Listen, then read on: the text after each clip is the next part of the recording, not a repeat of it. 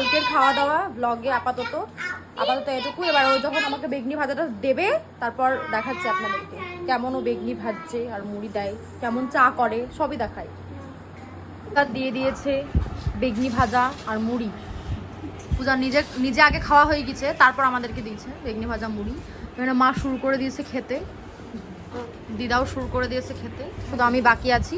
এবার আমি খাবো, জানাবো যে কেমন বেগনি ভাজার মুড়ি করছে।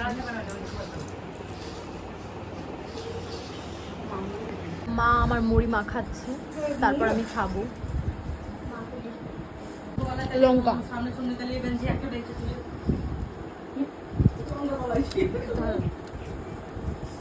অনেক ঝাল। ছয়ে বর্গির জয়ে